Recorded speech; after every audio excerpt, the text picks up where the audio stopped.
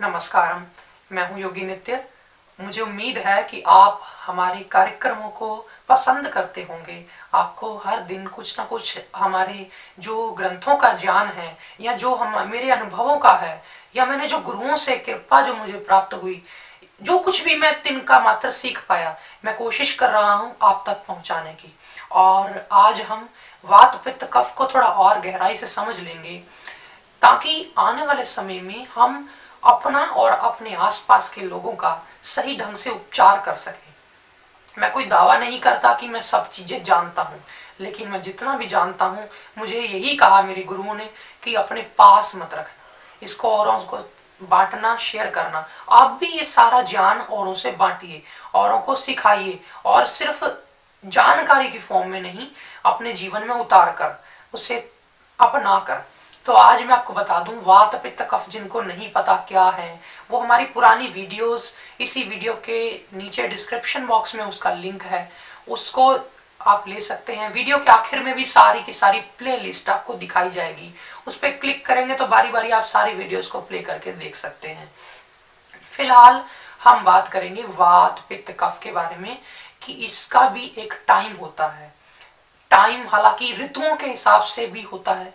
ऋतु कौन सी आती है, आ रही है, तो कौन सी चीज शरीर में बढ़ने की संभावना है, और दिन में सुबह से लेकर रात तक कौन सी चीज कब ज्यादा हावी रहेगी, इसका भी एक टाइम होता है। और बचपन, जवानी और बुढ़ापा, किस किस लाइफ के स्पैन में, किस किस टाइम में कौन कौन सी चीज ज्यादा ऊपर रहेगी, इसकी भी बहुत सारी संभावनाएं रहती हैं, जिसको ध्यान में रख के हम आहार देते हैं, डाइट देते हैं किसी को। फर्ज करिए, आपको मैं समझाने के लिए पहले बता दूं कि सुबह का समय है। सुबह का समय में आप समझ लीजिए, सुबह सुबह सूर्य उदय से पहले आपके शरीर में कफ की अधिकता होती है।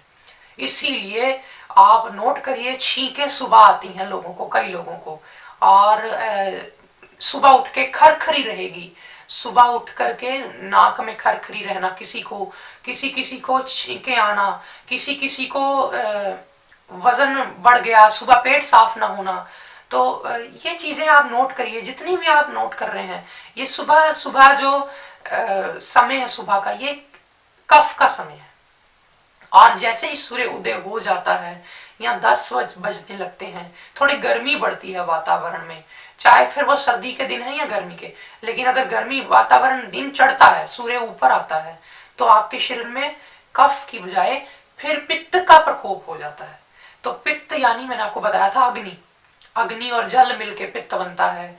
वायु और आकाश मिलकर के वात बनता है। ऐसे ही आपका पृथ्वी तत्व और जल तत्व मिलके बनता है कफ। तो ये 5 एलिमेंट से ही सारे बन रही हैं चीजें।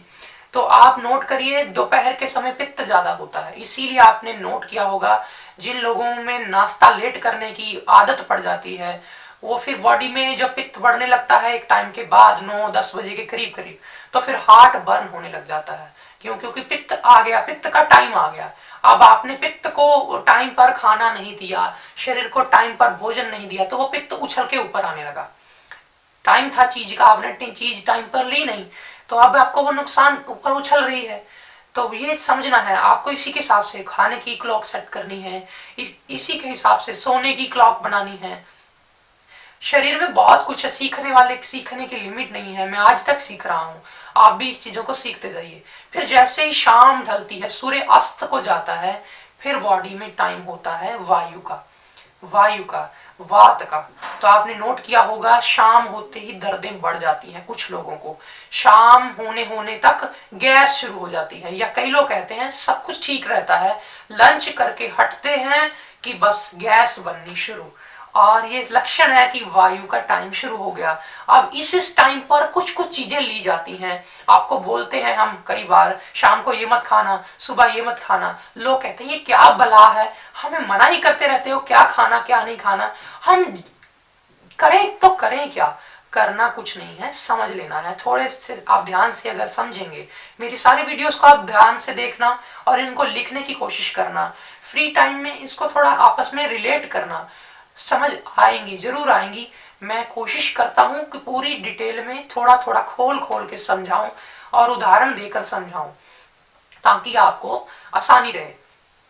तो ये आपको ध्यान में रखना है कि पित्त का टाइम जो है उसमें पित्त को मत बैलेंस रखने वाली चीजें खानी है, वात के टाइम में वायु को बैलेंस रखने वाली चीजें खानी है, कफ के टाइम में कफ को बैलेंस रखने वाली चीजें खानी है। ये तो दिन से लेकर रात तक का टाइम था कि कब वात आता है कब पित्त ज्यादा आता है। जरूरी नहीं है कि आपका वात शाम को ही आएगा। जिसकी बॉडी में वात बढ़ ही गया फिर वो दिन न देखेगा न रात देखेगा, फिर तो चलता ही जाएगा। लेकिन एक सामान्य व्यक्ति के अंदर बॉडी में कौन सी टेंडेंसी, कौन सी ज्यादा शरीर में किस चीज के बढ़ने की गुंजाइश रहती है वो बता रहा हूं। इसी तरह बचपन जवानी बुढ़ापा, आप नोट करिए, बचपन में कफ ज्यादा होता है बॉडी में, होना भी चाहिए। आप कहेंगे जी क्या करें, फिर कुछ नहीं करना, समझो। कफ ज्यादा होता है, जवानी में पित्त ज्यादा होता है, और बुढ़ापे में होती है वायु ज्यादा। इसको समझिए, कफ का मतलब है अर्थ और वाटर, दो चीजों से मिलकर कफ बना है। आप कंफ्यूज ना होइएगा कभी भी, जब भी मैं कफ बोलूं आपने दो चीजें आंखों के आगे लानी है, अर्थ और वाटर। अब आप कहेंगे जी बचपन में ये ज्यादा होता है, बिल्कुल ज्यादा होता है और होना भी चाहिए। तभी आप नोट करिए कि बच्चा छोटा जब होता है ज्यादा सोता है। क्यों? क्योंकि पृथ्वी तत्व और जल तत्व का काम है, ये जड़ है, ये ज्यादा मूवेबल नहीं है। हालांकि जल तत्व मूव करता है लेकिन पृथ्वी जड़ है, तो ये थोड़ा आपके शरीर में अंदर आपको आलस भी लाती है, तो वो नेचुरल है। वो सोता है बच्चा, बढ़ना है उसको, तो बढ़ना है, बढ़ने के लिए उसको हड्डियां बढ़ानी है, अपना मांस बढ़ाना है, डेली हाइट बढ़नी है बच्चे की। इसलिए उस वक्त उसको कफ चाहिए, यानी कि जल भी चाहिए और पृथ्वी तत्व भी चाहिए, तो शरीर तभी बढ़ेगा, नहीं तो वो छोटा रह जाएगा।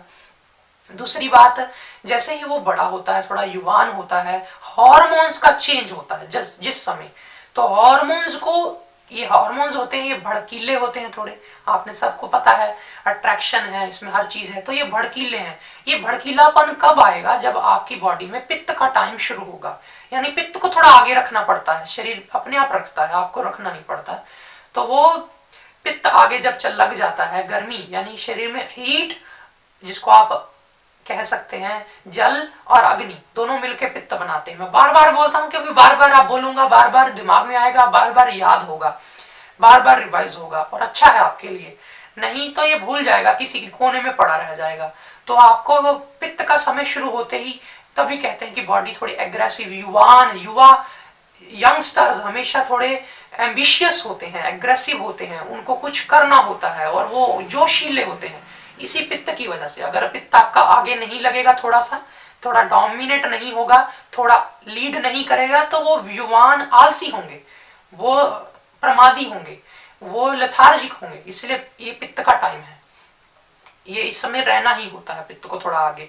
फिर बुढ़ापे में आता है वायु का समय, यानी कि जब बुजुर्ग व्यक्ति होता है उसके जोड़ कमजोर होने लग जाते हैं, शरीर अंदर से खोखला होना शुरू हो जाता है, क्योंकि वायु बड़ा वात बड़ा, यानी वात में दो चीजें हैं, एक तो वायु एक आकाश। आकाश का मतलब शरीर में पृथ्वी तत्व घटता जाएगा, खोखला होता जाएगा शरीर, धीरे धीरे धीरे धीरे हड्डियां, शरीर ढलने लग जाता है। और आपने नोट किया होगा बुढ़ापे में आते ही 40 के आसपास दर्दें शुरू हो गई, 50 के आसपास दर्दें शुरू हो गई। और किसी जवान को अगर दर्दें शुरू हो जाए तो उसको बोल देते हैं भाई तुझे तो अभी बुढ़ापा आ गया। इसका मतलब कि उसको अभी से ही वायु ने घेर लिया, कितनी देर पहले ही उसकी बॉडी ने उसको उसके सिस्टम में एक जल्दी आ गई, एक तेजी आ गई, एक जो कि नहीं आनी चाहिए थी। तो ये था। इसी के अलावा आने वाले समय में मैं बताऊंगा कौन सी ऋतु में वायु ज्यादा रहती है, पित्त रहता है, कफ रहता है। जब ये दो वीडियो सुन लोगे ना, आपको मकसद ये है ये चीजें बताने का, ताकि आने वाले समय में मैं बता सकूं कि कौन से टाइम पीरियड में कौन सा खाना खाना है ज्यादा। बस इतना अगर आपने एक बार समझ लिया, उसके बाद डाइट को थोड़ा समझ लिया, फिर दोनों को जब मैं मिला दूंगा तो आप समझ जाएंगे कि कौन सी चीज कब ज्यादा खानी है और कब नहीं खानी है। आपको कोई लंबे चौड़े ग्रंथ पढ़ने की जरूरत ही नहीं पड़ेगी। आज फिलहाल इतना ही। नमस्कारम।